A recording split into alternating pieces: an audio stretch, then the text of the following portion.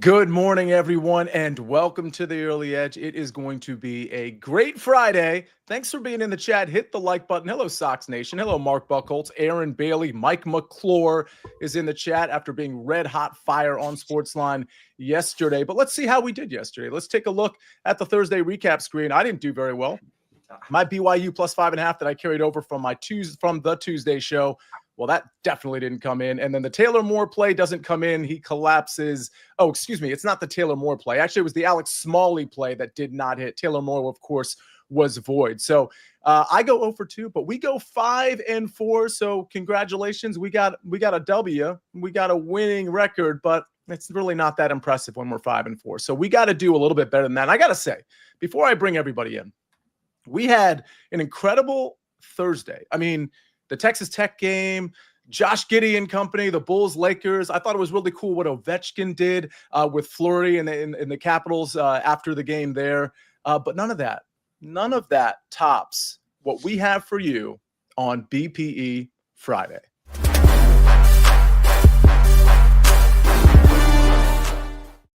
Woo! Let's go! Oh, man, we got Danny eating W's. We got Freya making an appearance. We got the shades and the wristbands from Mackenzie Brooks. But we also have Chip Patterson with his Chip Me Up.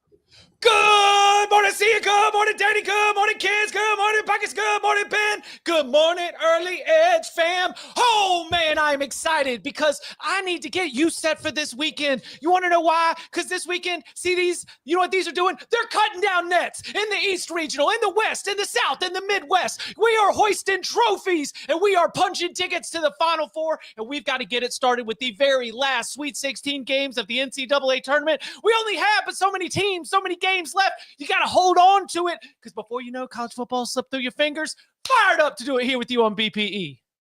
Mackenzie Brooks, does this bring back flashbacks to the jumpsuit, sweatsuit mafia from a couple of weeks ago? Vibes are high. Yeah, this is making me feel something again. You know, I was a little down bad, not loving all the chalk we're seeing. Took the Terps, took the Mormons, a little bit hungover, stayed there way longer than I should through the 10 p.m. games. So, like, I needed this. I needed Chip. I needed the pick-me-up because I'm just feeling down on this tournament right now. Yeah, BYU got me. Listen, they finally got us. Me and you, Mackenzie. This is a good, like, hey, listen, I'm part of the grievance here too. You know, we saw it. We saw the vision, and then yikes. Yeah, you got. Yeah, you got. You can't beat that record-setting 3-point performance. Listen, that was the sign. I said this on Twitter. I said I'm not telling anyone else to spend their money this way, but this is how I'm spending my money in my pocket tonight because that's the side of history I'm willing to lose on, you know, and I'm okay with that. That's right. Fair enough. That's fair enough. Buckets. I don't know if you actually ended up filling out a bracket. I think you might have, but either way, I'm very impressed that Freya made an appearance. How's Freya doing? She is doing well. She's heavy. Either she's heavy or I'm weak because lifting up that dog and holding her on screen made me realize I need to get back in the gym. See, I did fill out a bracket, but my bracket is a copy and paste of Chip's. So however Chip is doing is how I'm doing. That is fantastic. Speaking of hitting the weight room, Danny Brasco, before we get to picks, talk to me. We got UFC. Yeah, Fight Night Mexico. Always fun when the Mexican fighters are going after it. They can bring out that crazy, just ferocious spirit, and the fans are going to be going nuts down there. So I'm really excited for this event. Hey, you guys are lamenting about BYU plus 5.5. How about the under that I lost? Bama dropped 113. Ooh. Yikes, I never had a chance. So on we move. Oh, I didn't know you had the under. That somehow makes me feel a little bit better. It's weird. What if I said there were live underplays as well? Oh, like there was like, oh no, certainly there's no way. This is a preposterous number. Come on now. Yeah, no, that was over in the first 5 minutes. Okay, like Ken said, we're going out on our sword. Okay, we're going out on principles. All right. By the way, you might notice we don't have like Mike or Sniper or A-Mags in the chat. We do have 3 MLB picks courtesy of SportsLine. Mike McClure, I know, is in the chat. We pulled one of his many SportsLine picks into this show. So we will have MLB picks, and I'm looking at you all. You guys are super sharp. Big Cheesy has Bichette over 1.5 hits, runs, RBIs at -105. That's just one of many picks that are in here. Rick Funcannon, Cubs team total, alt line over 2.5. D-backs team total over 3.5. Okay, so that's a parlay for even money. Let's get to some picks, though. Buckets, you're going to start us off with soccer. What you got? Before I get to my 2 soccer plays, I want to give out a bonus live play just for our tremendous viewers in the chat right this instance. We're going real quick, Sia, if you'll have me, to the Turkish Super League. Take Antalyaspor over 1.5 team total live. It's minus 125. The second half is just starting up. They have their best players resting on the bench. They're about to sub in. This is a crazy line for this matchup. Now, I will take us plays later on this afternoon. Let's talk about Racing Strasbourg taking on Olympic Lyon in Ligue in France. It is going to be a tremendous matchup here because Strasbourg right now is one of the most informed teams, not only in France, but in all of Europe. They have the best defensive record in 2025 at this moment, coming off of 5 games without a loss. They are in incredible form at home. Everything about Strasbourg is money, and draw no bet is plus 100. That is asinine. That is ridiculous. That is frankly a wrong line here. Take the draw no bet at plus 100 for my official play, but maybe sprinkle the money line as well because Strasbourg is just that good. Second play, Sia, I apologize in advance because I don't know how to pronounce these, which means I doubt you'll be able to pronounce these, but all we can do is our best. We are going to Poland and betting on Legia Wrocław taking on Pogoń Szczecin, and we're taking both teams to score and over 2.5 goals at minus 105. Legia Warsaw specifically is playing some of the most fun football I've ever seen because they just don't care about anything right now. All they care about are scoring goals, and defense is optional. Their last few games, a 3-2 loss to Rakow, a 3-3 win. That doesn't make sense. A 3-3 draw to Motor Lublin, a 3-2 loss to Molde, a 3-1 win over Slash Vokla, a 3-1 win over Jagiellony. This is a team that is not playing defense, but is averaging 4 or more goals scored per game across both teams in their last 6 matches. Sia, I love BTTS and over here. All I heard was they don't care, and you clearly don't care about what I have to do on the recap screen, Buckets. There is a 0% chance I come anywhere close to whatever that second match was. So thanks for nothing. I texted my friend this morning who's from Poland and said, how do you pronounce these? And he said, LOL, you can't. Good luck. So that's all we've got to work with today. That is amazing. All right. I guess we move along. It's interesting. We got some picks in here. Scott Davis, who's a noted hockey capper, he says Florida Panthers minus 1.5 at plus 110 and the Tampa Bay Rays minus 1.5 at plus 105. Well, we might have a pick on that Tampa Rays game at a slightly better number, although maybe the number we're going to give out is maybe it's old news, but I think we have a slightly better number on that Tampa Rays game. Stay tuned for that. But we got to get to some college basketball. We're going to get to college basketball throughout this show. But Mackenzie, you're going to lead us off. Now, yesterday wasn't the best day, but today we're going to lean on a 1 seed and we're going to lean on them scoring a lot of points. Yeah. I'm giving in. I know it's the right idea. I don't want to take Houston to cover because I don't think that's fun. But I will go with their team total over because there's still always a chance Purdue stays in the game that way. So we're going to go with the over here. You can find it at 70.5, 69.5 on some books. BetMGM had it at. We have them projected for 76 points, and we do have them winning this game by 8-9 points in the SportsLine model. Purdue's biggest weakness is their 2-point defense, right? It's been a problem since Edey left. They allowed a stretch of like 91%. 69%, 70% through February when they were playing competitive teams. And we might see a situation where they kind of get punched in the throat with this competition, right? They played High Point, wasn't a pretty win. Then they played McNeese. That was a nice draw. I think if they were in the same, like if they were Memphis, if they had that draw of this tournament, I don't think they'd be here right now. So I think this is going to be a bit of a wake-up call for them. This Houston defense, obviously we know we love, but the 3-point shooting's out of control on top of Purdue having a bad 2-point defense on top of just bullying them down low. I think this is just going to be a Houston win, probably a Houston cover, but I think over 69.5 points is the best way to play it. All right, we're taking Houston over 69.5 point team total. Interesting comment in the chat from Eric David, and I'm going to bounce this before we get to the rest of our picks. I'm going to bounce this off you, Mackenzie, and Chip Patterson. Chip, I'm going to lead with you. Eric David says it's time for Bruce Pearl's team to choke. I want to get your thoughts on that. Bruce Pearl's team to choke Chip Patterson? Sure. So Bruce Pearl has that reputation because he hasn't won the national championship because his Final Four appearances are limited. But do remember that in 2019, he got an Auburn team past Kentucky, all the way into the Final Four. This is not crazy. Now, recently, we remember teams with Jabari Smith that did fall short of that seed line expectation, as they like to say. I think that for Auburn, it is interesting because they haven't been playing well, right? Like a true choke would be they're riding high all through the opening weekend, through the SEC tournament, and then they get here to the Sweet 16 and they just lay an egg. I think if Auburn loses to Michigan tonight, it is a continuation of what we have seen of a step back in form over the last 6 games, 3-3 in their last 6. Their defense, their interior defense has gotten bad. They're fouling a lot and sending teams to the line at a high frequency. So while I understand the reputation that Eric is suggesting here, I would say it does not apply as a narrative to this Auburn team. Mackenzie Brooks, your thoughts?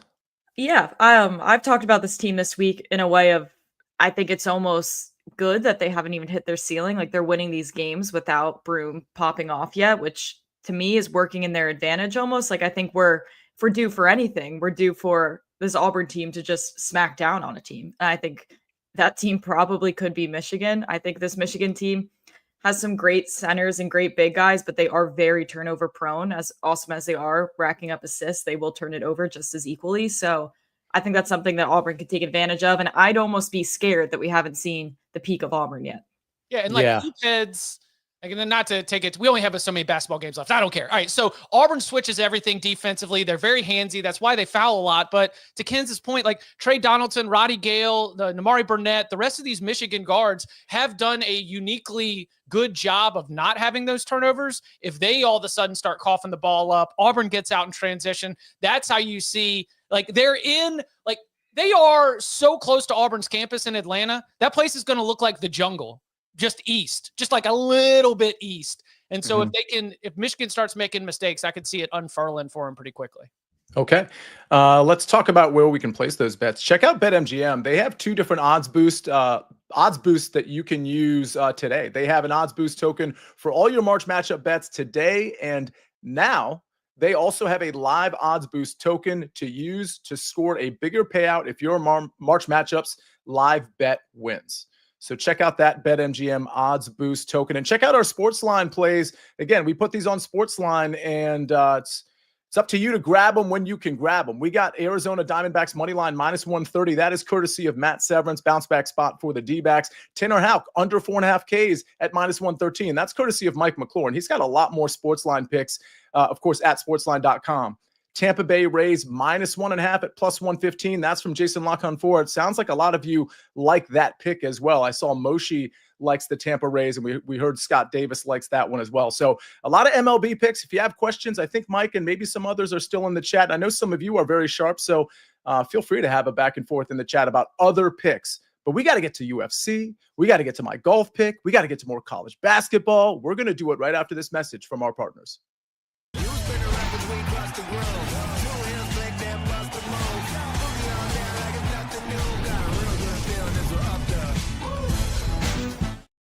All right, we're back on the Early Edge, presented by BetMGM, the sportsbook born in Vegas. Danny Brasco, UFC Mexico. Talk to me. Let's go. See you. First, I'm going to address the chat who's clamoring for cricket picks. By the way, my lean yesterday cashed. If you played it, maybe half a unit sprinkle. We're 3-1 now, but it's a lean, so we'll call it 2-1, guys.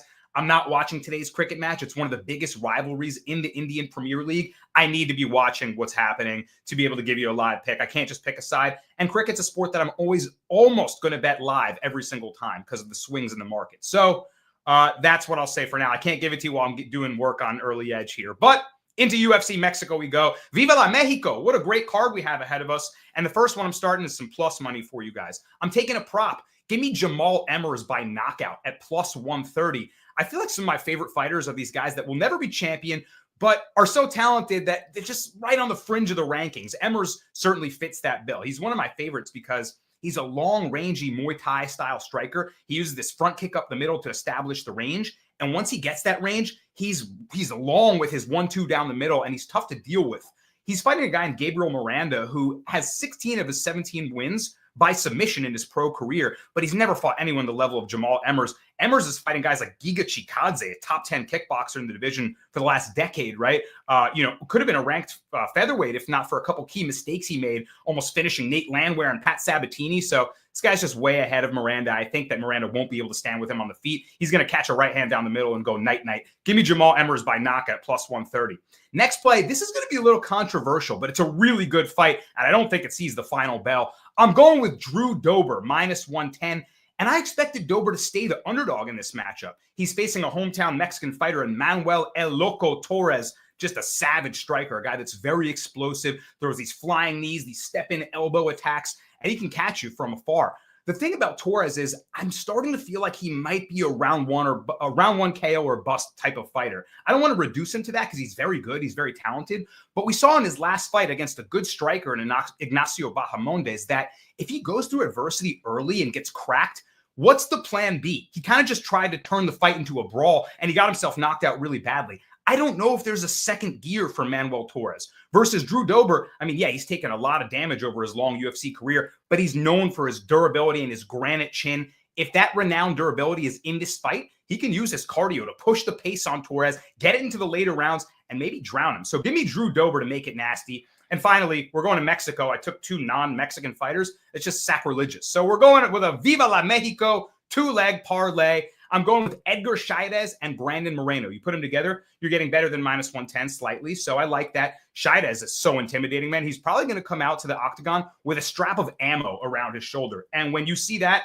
it's a wrap. This guy just comes in, brings the action, an all-action fighter. He can bang in the pocket. He's got slick jiu-jitsu and grappling. And his opponent's a guy that's just been finished by lesser competition. So I don't think you'll be able to hang with him if it becomes a nasty fight. I'm pairing him with Moreno in the main event of the evening. Levels, guys. Brandon Moreno has fought championship caliber competition his entire career. He spent his whole flyweight career just fighting or defending the belt. So against Urseg here, a guy that's very skilled and talented, Urseg deserved his last title shot, but he jumped the line ahead of like 9 guys. Although he was competitive, I don't feel he's cut his teeth in the UFC the right way. He hasn't faced those varying styles at flyweight. Moreno's a better matchup, I think, against him, and he's going to piece him up to a decision most likely. So pair those guys together. Viva la Mexico. We got all sorts of UFC picks on the board. Vamos! That was so good. How to give a take 101. In fact, how to give a take 501. That was like an advanced. I want to wallow in that. I just want to like have a moment of silence for how good all of those takes were. Buckets. Speaking of amazing things, God, Gawd, noted soccer hater, says like what? Well, listen, he's amazing things. God, he puts his name. He puts his name like that. I hate that. That's his username. I think I'm gonna just spell it out now. Gawd. Oh, we'll see. You gotta say it's like God. It's like you put that on God. You know what I mean? You gotta totally just go for it. You know. He says late to the party. Let's hit all the soccer bets today. Buckets. I think he's coming around. I don't think that's sarcasm. Probably. Buckets. God is on your side. God is on my side. So if these bets lose, it's not my. No, I'm kidding. I think what it is, Sia, is we had Martin on twice this week. God is not only a soccer guy who's coming around, he's a big Guru supporter. So I think seeing Martin twice is kind of helping him, turn ways a bit. Chip, before we go ahead, Danny. I'm sorry. Noted haters are being brought up in the chat. Noted Yankee hater Jeff Stenberg asked if I saw him cash Freddie Peralta, pay 8 Yankees for his plus 125. Hey, did you see Austin Wellesley being the first catcher since 1900 hit a leadoff opening day home run? Go Yankees, Jeff. Go Yankees. Wow. We got already the Yankees smack. Go ahead, Buckets. 1900 what? Since the year 1900 to hit a leadoff. Oh, just 1900. Never mind. Like 1400. You were talking about pre-show medieval stuff, right? I got to get out of here. Okay, real quick. So, Chip, we got to get to your picks of my golf pick. I do want to just point something out. Joey B says, who's a better Nerf hoops player, Chip or Sia? And they've got me at minus 150 and Chip, you at plus 250. Any response real quick before we get to more picks? Are you crossing the line with your wingspan? No. Okay. You're respecting the line? Yeah, 100%. I think that's a little starchy. I think it should be a little bit more heads up. Yeah. I don't know, man. It's a big line. That's a little disrespectful. I don't know. I did hit the most prolific Nerf shot of all time with my good friend Chris Cody from the Levitard show. And yes, I'm going to post it right after this show. It is the shot. Many people are saying it's the shot. Okay, I'm taking a shot at a round 2 3-ball. I lost my plus 120 play yesterday. We're going to go plus 130. Ryu Hisetsune plus 130 over Max Grazerman, Ryan Palmer. Now, you can, if you want to, on DK, they offer sort of isolations. You can take the head-to-head Hisetsune over Grazerman at plus 100. I'm going to throw Ryan Palmer in there for 2 reasons. One is I don't think Ryan Palmer is going to win this 3-ball. And 2, all books offer this particular 3-ball. BetMGM, DK, anywhere that offers a 3-ball is going to offer this afternoon. Hisetsune has been really good over the last 4 tournaments. I wasn't big on him coming into this tournament, to be honest with you. I didn't think he was necessarily the best course fit. But the good news for this matchup is he's going against 2 guys that just cannot find it off the tee or on approach. Max Grazerman, typically good off the tee, typically great with the putter, but he has been all over the place for quite some time, like a couple of months now. And Ryan Palmer has really just lost his game. His approach play is notably extremely poor right now. So Hisetsune is hitting it straight, and his putter is coming around. His short game is okay. And Max Grazerman and Palmer, they both shot really bad scores yesterday, and it wouldn't surprise me if they do the same exact thing. I'm getting the plus money on Hisetsune at plus 130. I'm going to take it again. That's a round 2 3-ball this afternoon. Okay, Chip, we got to go back to you because people want to know what's going on in the Sweet 16. Mackenzie gave out a pick. We talked about Auburn, but we haven't talked about Michigan State, Ole Miss. And I did forget something. On the SportsLine picks that I gave out, there was a producer play. I think we saw it, but it was Ole Miss plus 2. That is courtesy of Ben. Ole Miss plus 2 in the first half. Again, first half, Ole Miss plus 2 against Michigan State. All right, Chip. Ben sniffing it. He knows it. Oh, he sees it. He sees the vision, Ben. I got it, because Michigan State has been slow starting. They are habitually late to the contest. They just seemingly cannot show up. They seemingly cannot get into rhythm or get stops until it gets after halftime. Now, they're one of the best second half teams in this tournament, but this is going to be a spot where you are going to want to take Ole Miss, or my play here, which is going to be the first half under 68.5. Now, if you go back to 2019, which we talked about with that Auburn Bruce Pearl story, these 2 coaches met. Tom Izzo at Michigan State. This was Chris Beard when he was at Texas Tech. And Chris Beard is one of the best in the game at scouting you, figuring out the one thing you do well, and then just taking it away. And so I see him going into this with a great game plan to disrupt Jace Richardson, to make life difficult on Michigan State. And if you go back to that game, Michigan State only scored 51 points in the whole daggum game. So we've got Michigan State is a habitually slow starter and late to the contest. We've got Ole Miss coach Chris Beard, who's great at being able to put in the game plan to take away what you do best. Michigan State, very good defensively. I see this one being a little bit clunky and a little bit lower scoring. Then maybe we get live play on Michigan State. Then maybe we jump in and we get a little live over, but that's for later tonight. I want to get you started with the winner before halftime. We're going first half under 68.5. Then going to that Houston-Purdue game that Kenz was talking about earlier. Love that play going on the team total over. I will go ahead and lay these with the Cougars, and it's because of the way that these 2 teams match up, because Purdue has basically just been limited to the 2-man game, and it's a really, really good 2-man game. Braden Smith at the guard position, Trey Kaufman-Wren, they just run a lot of 2-man, a lot of pick and roll, and they can just absolutely tear defenses apart, which is what we saw against McNeese. Will Wade was going zone. He was going press. He was just grabbing any coaching trick he can get to try to get leverage in the matchup. Couldn't do it because Braden Smith and Trey Kaufman-Wren were playing so well. Well, here's the problem, Boilermakers. I know you're going to have everybody in Lucas Oil Stadium because it's in Indianapolis and it's so close to your campus. But what's it going to feel like when you just can't do what you're good at? Because the Houston Cougars are top 10 nationally at defending the pick and roll. That's out of 364 Division I teams. The Houston Cougars rank 10th, allowing just 0.6 points per possession in the pick and roll. So Purdue doesn't have a good counterpunch, and their good thing that they do is going to be taken away. Then on the other side, exactly what Kenz was talking about earlier, the interior defense is atrocious, and this is just like length and athleticism and crashing the boards that you're going to get from JoJo Tugler, from Terrence Arsenault, like from the rest of these Houston front court players. And so I do see this being a situation where Houston is going to be able to win this thing comfortably. It might not be there the whole way. Like if Purdue gets off to a good start, again, another good live wagering type angle if you get a better number on Houston. But ultimately, if Houston is so good at taking away the only thing that Purdue does at an elite level, I see over the course of 40 minutes, the Cougars winning this by double digits. All right. Houston minus 8.5, and we had the Houston team total over from Mackenzie. I want to, like, we do have to end the show at some point soon, but can I just ask real quick, Mackenzie and Chip, real quick. We've got Kentucky, Tennessee, Kentucky plus 4.5. It's just not a game we've touched on. Mackenzie, did the models say anything in particular? Was it so tight that there just really wasn't an edge? Yeah, I mean, our line's basically the same as theirs. What I will say for this game is it's really hard to beat the same team 3 times if you're Kentucky, right? And when they did beat Tennessee, there were some injuries going on there. And what Kentucky had to do in those games was shoot over 50% 3-point shooting. So not only is it really hard to do that 3 times, it's really hard to shoot that well from deep 3 times. And I would have said that even if the seeds were flipped, it's just, it could have been blindly. If you tell me that somebody's playing somebody else for the 3rd time, the way they beat them was over 50% 3-point shooting in college basketball, I'd probably tell you to take the other team. Give me 20 or 30 seconds on this one, Chip. We're in a football stadium. You're asking the team that only beat Tennessee because of 50% 3-point shooting to replicate 50% 3-point shooting in a football stadium.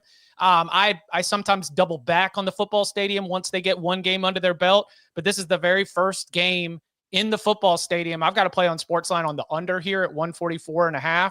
I see some regression for the Wildcats, and I could see the change in venue making this a little bit more of Tennessee's kind of game, which is lower scoring. And just real quick, to the extent people don't understand what you're saying, the optics in a football stadium in terms of what the players see, it's a lot different, correct? It's sight lines. It's like how cavernous it is behind the goal can sometimes mess up your depth perception just a little bit.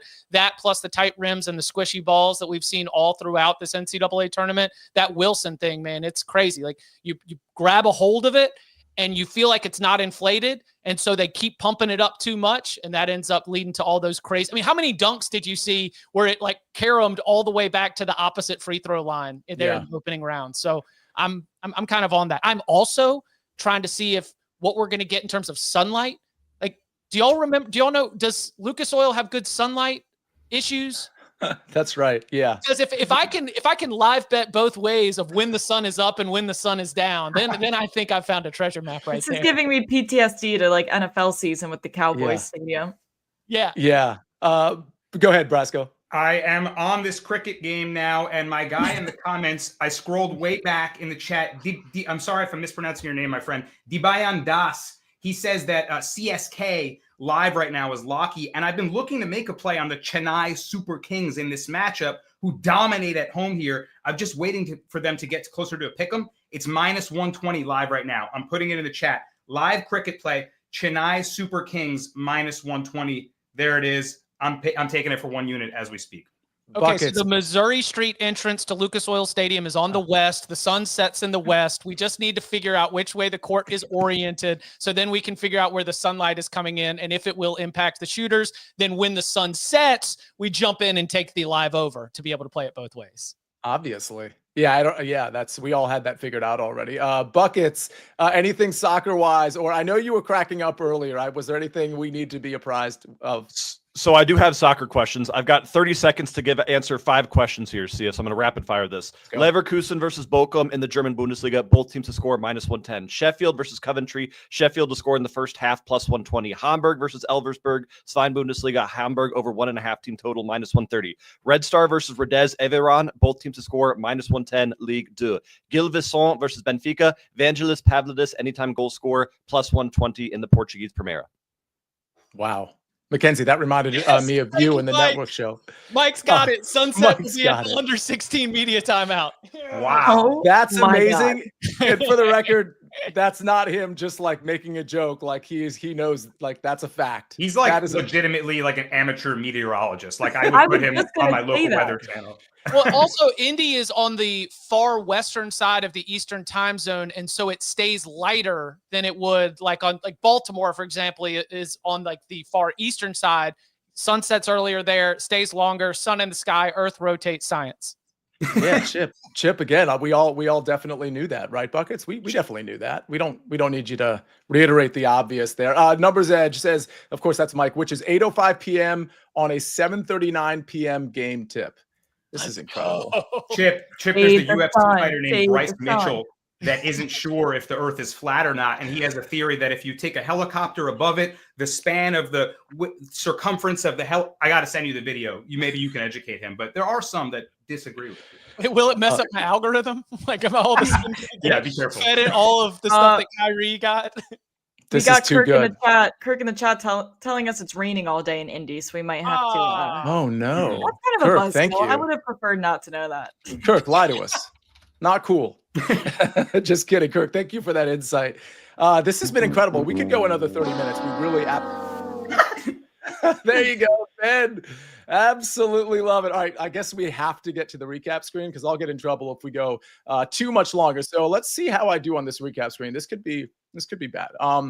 Mine's even hard to pronounce. Ryo Hitsune plus 130 over Max Grazerman and Ryan Palmer. That's a round 2-3 ball this afternoon. Okay, Chip Patterson's got Michigan State Ole Miss first half under 68.5 at minus 115 and Houston minus 8.5 at minus 110. Mackenzie Brooks, Houston team total over 69.5 at minus 140. Now we go to Buckets picks. Racing Strasbourg versus Olympic Lyon. Strasbourg draw no bet at even money. Liga Warsaw versus Pogon Seitzen. Both teams to score plus over 2.5 goals at minus 105. No idea, by the way. Jamal Emmers by KO plus 130. That's, of course, UFC from Danny Brasco. And Drew Dober, money line minus 110. And he's got his Viva la Mexico parlay. Edgar Shirez, money line versus, plus Brandon Moreno, money line. That's Shire, money line plus Brandon Moreno, money line at minus 109. Then we've got our MLB picks. Arizona Diamondbacks money line minus 130 from Matt Severance. Tanner Houck under 4.5 Ks at minus 113 from Mike McClure. And Tampa Bay Rays minus 1.5 at plus 115 from JLC. We're going to have MLB cappers all next week, folks. So obviously with opening day. And then we have Ben's pick. That was the first half plus 2. Ole Miss first half plus 2 at minus 110. What a show. There was a comment in the chat that we have to close the show on. And it's from Snug the Cat. It says, how many Yanks fans does it take to change a light bulb? 0. They just talk about how great the old one was. That is the best clap back to Danny Brasco or A-Mags I've heard in quite some time. Good stuff from Snug the Cat. Big Cheesy saying producer Ben is sharp. Ladies and gentlemen, what is that, Danny? Who is that? Don't let them talk to you like that, Derek. Don't ever let them talk to you like that. Yeah, Jeets. Yeah, Jeets. Yeah, Jeets. Sure. Yeah, Jeets. All right. My All sweet right. prince. My sweet prince. Let me out of here. I'm done. Yeah, we gotta go. We gotta Please. go. On behalf of Mackenzie Brooks, on behalf of Buckets, on behalf of Danny Brasco, Chip Patterson, Ben on the 1s and 2s and 3s and 4s. That was a long show, but it was an awesome show. So let's have an awesome Friday. Let's have a great recap screen. Thanks for all the likes. We're almost at 200 again.